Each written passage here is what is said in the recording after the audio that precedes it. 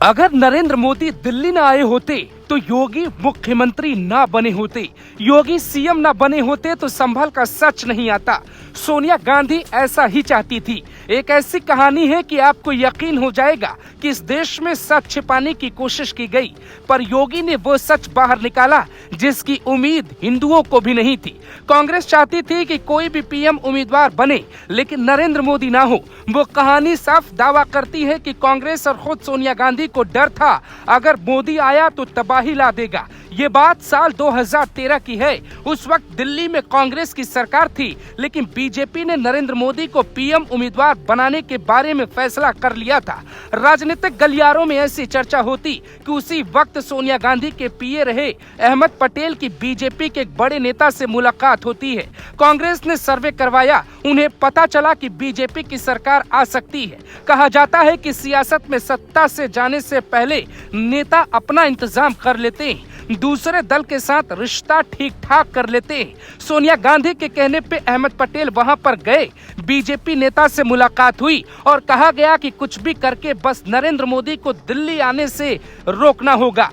ऐसा कहा जाता है कि इस बात को रोकने के लिए सोनिया गांधी ने भी बीजेपी के एक सीनियर नेता से बात की थी, लेकिन जैसे ही पीएम मोदी सत्ता में आए उन्होंने नई टीम बनाई, यूपी में योगी को मौका दिया। योगी ने संभल का सच देश को दिखाया, देश की आंखें खुली रह गई। संभल में क्या क्या हुआ था अब ये बताने की जरूरत नहीं है। सोनिया गांधी और कांग्रेस की हकीकत क्या थी ये भी आपको दिखाते हैं। देश में माहौल अजीब सा बन गया था। कहा जाता है कि साल 2013 में यूपी के मुजफ्फरनगर में जब दंगा हुआ तो सोनिया और मनमोहन सिंह के साथ कांग्रेस का दल आया और वहां सिर्फ मुसलमानों से मुलाकात की गई। कहा यह तक जाता है कि कांग्रेस मुसलमानों को लेकर बहुत ज्यादा सॉफ्ट हो चुकी थी।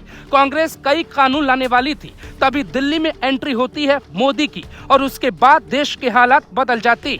यानी जो अपने धर्म की बात करे वो गलत इंसान है। कांग्रेस की सोच को मोदी ने पलटा और फिर देश ने असली खेल देखा। यूपी में योगी आदित्यनाथ आ गए और उसके बाद जो तस्वीरें आई आप पूछिए मत। यूपी में योगी जो कर रहे हैं उसका पता अखिलेश यादव को भी है और मायावती भी जानती हैं कि हिंदुओं का सच क्या है, क्योंकि ये दोनों पूर्व मुख्यमंत्री बेशक योगी के विरोधी हो लेकिन सच वो भी जानते हैं। उनका परिवार और वो खुद सनातन सभ्यता को समझते हैं। अखिलेश यादव भी अब मुसलमानों का साथ नहीं निभा पा रहे। संभल का जो सच है वो किसी से छिपा नहीं। संभल ही क्या, रामपुर मुरादाबाद में भी यही मिल सकता है। ये बावड़ी मिला है, यानी संभल में राजा महाराजा रहते थे। संभल को कुछ दशकों में ही पाट कर कैसे एक नया शहर बना दिया गया। जब से आप बड़े हुए तब से आपको यही बताया गया कि संभल में मुसलमानों की संख्या ज्यादा थी। लेकिन ये तस्वीर क्या कहती है? सोनिया गांधी और कांग्रेस को बुरा क्यों लग रहा है? क्योंकि ये बात कांग्रेस को पता था, हिंदुओं का पूरा वोट कांग्रेस में लेने की हिम्मत नहीं थी,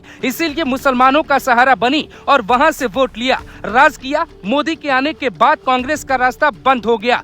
कांग्रेस को वोट मुसलमानों का ज्यादा मिला लेकिन हिंदुओं का वोट गायब हो गया। तो क्या गायब नहीं होने चाहिए थे? अगर नहीं तो फिर कांग्रेस लंबे वक्त तक सत्ता में रहने के बाद कभी संभल जैसी खुदाई क्यों नहीं करवा पाई? देश के हिंदुओं को क्यों नहीं बता पाई आपका इतिहास क्या था? इसके उलट किताबों में बाबर और औरंगजेब को पढ़ाया गया, आगरा और ईदगाह के बारे में बताया गया, लेकिन भगत सिंह और हिंदुस्तान का सच छिपाया गया। संभल में तो 50% मुसलमान हैं, लेकिन उस शहर की कहानी क्या होगी जहां 80% मुसलमान हैं? योगी अब कांग्रेस को मिट्टी में मिलाने पर आ गए हैं। उनकी जिद है कि देश के सामने सच आना चाहिए। मुगलों के राज में हिंदुस्तान का इतिहास कैसे बदला गया ये भी बताने का वक्त आ गया है। इसीलिए योगी आदित्यनाथ संवैधानिक कुर्सी पर ही बैठकर सही लेकिन पूरी ताकत से हिंदुस्तान का प्राचीन इतिहास वर्तमान में दिखाने की कोशिश कर रहे हैं। कोई उन्हें बुरा कहे तो कह सकता है, कोई उन्हें भला कहे तो कह सकता है। एक योगी को कुर्सी मिली है तो वो अपना कर्म पूरा करके ही जाएंगे।